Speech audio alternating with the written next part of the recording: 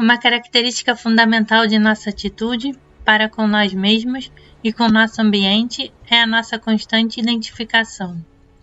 Nossa tendência é nos fundirmos com o que desejamos, com o que chama nossa atenção ou que desperta nossa imaginação em determinado momento. A identificação é tão presente que, para fins de observação, é difícil separá-la de qualquer outra coisa. Estamos sempre nos identificando com algo. A única coisa que muda é o objeto de nossa identificação. Identificamo-nos com um pequeno desafio à nossa frente e nos esquecemos por completo da meta original que queríamos cumprir. Identificamo-nos com um único pensamento e nos esquecemos de outros pensamentos, ou com uma única emoção ou humor, e nos esquecemos do conjunto mais amplo de emoções e de humores. Isso acontece o tempo todo quando trabalhamos com nós mesmos. Identificamo-nos tanto com metas individuais que deixamos de ver a floresta e enxergamos apenas as árvores. 2 ou 3 delas, que estejam mais próximas de nós, representam a floresta toda. A identificação é um de nossos inimigos mais insidiosos, pois ela está em toda parte e nos engana justamente quando pensamos estar lutando com ela. É particularmente difícil nos livrar dessa identificação, porque é natural nos identificarmos mais com as coisas que mais nos interessam, aquelas às quais dedicamos tempo, esforço e atenção. As únicas formas de nos libertarmos dessa identificação é nos manter constantemente em guarda e não termos pena de nós mesmos, ou seja, estarmos prontos para contemplar sem medo todas as formas sutis e ocultas que a identificação pode assumir. É necessário nos dedicar ao estudo da identificação até chegarmos às suas raízes em nós mesmos.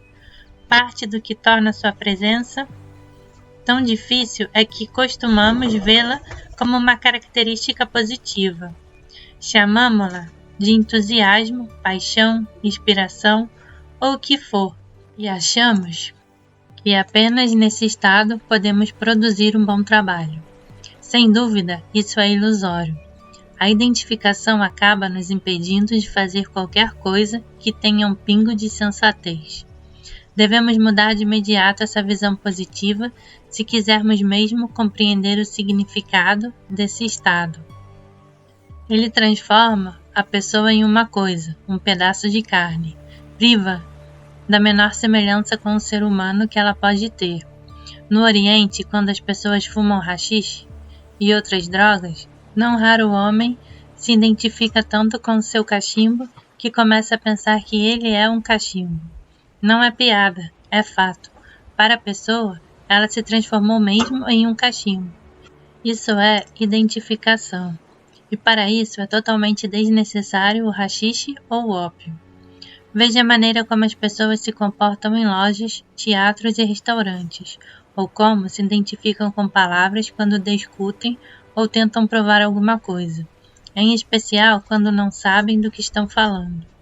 Tornam-se a cupidez ou o desejo, ou tornam-se palavras, até não restar mais nada delas mesmas. A identificação é o principal obstáculo à autorrecordação, pois a pessoa que se identifica não consegue se lembrar de si mesma. A primeira etapa para a autorrecordação consiste em não nos identificarmos. Mas para fazer isso, primeiro precisamos parar de nos identificarmos com nós mesmos, parar de nos chamar de eu o tempo todo. Precisamos nos lembrar de que há 2 elementos em nós. Há aqueles que somos, ou seja, o eu em nós, e a outra pessoa, a qual precisamos enfrentar e dominar caso queiramos conseguir alguma coisa. Enquanto nos identificarmos ou formos suscetíveis de sermos identificados, seremos escravos de tudo que acontece conosco. Liberdade significa, antes de qualquer coisa, estarmos livres da identificação. Depois dos modos gerais de identificação, temos de estudar um tipo específico, a identificação com as pessoas, que assume a forma de consideração. Isso significa estimá-las, levá-las em conta. Há várias formas de consideração. A mais comum é levar em conta o que os outros pensam a nosso respeito, como nos tratam, que tipo de atitude parecem ter conosco. Preocupamo-nos sempre com a hipótese de não sermos estimados, de os demais não serem suficientemente gentis e educados conosco. Tudo isso nos atormenta, nos faz pensar e ficar desconfiados. Desperdiçamos uma energia imensa nessas suposições ou elucubrações e desenvolvemos uma atitude desconfiada e hostil para com os outros. Preocupações triviais, por exemplo, a forma como alguém nos olhou e o que pode ter pensado ou dito a nosso respeito, assumem uma importância imensa para nós. Toda essa consideração é uma mera forma de identificação, totalmente baseada em nossas demandas internas, em nossos requisitos. No mínimo, exigimos que todos percebam como somos notáveis e todos devem expressar de modo constante seu respeito, sua estima e admiração por nós, por nosso intelecto, nossa sagacidade, originalidade, aparência e nossas demais qualidades. Esses requisitos, por sua vez, baseiam-se em uma noção absolutamente fantasiosa a nosso respeito, tal como a que acomete com frequência pessoas de capacidade ou aparência modestas. Escritores, atores, músicos, artistas e políticos, por exemplo, são quase sem exceção pessoas doentes, do que sofrem, primeiro de uma opinião exaltada a seu próprio respeito, depois de requisitos e, por fim, de consideração.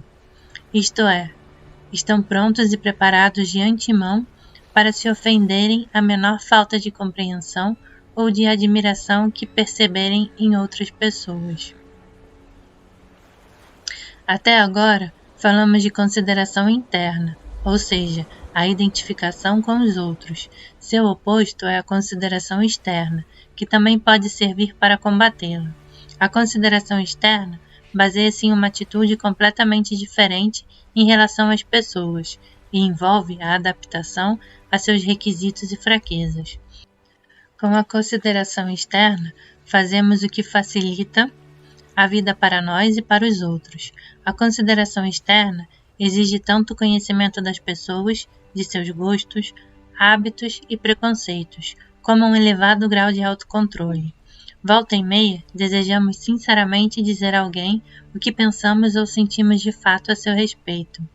Se somos fracos, cedemos e justificamos as consequências desagradáveis, dizendo que não queríamos mentir nem fingir, que queríamos ser honestos.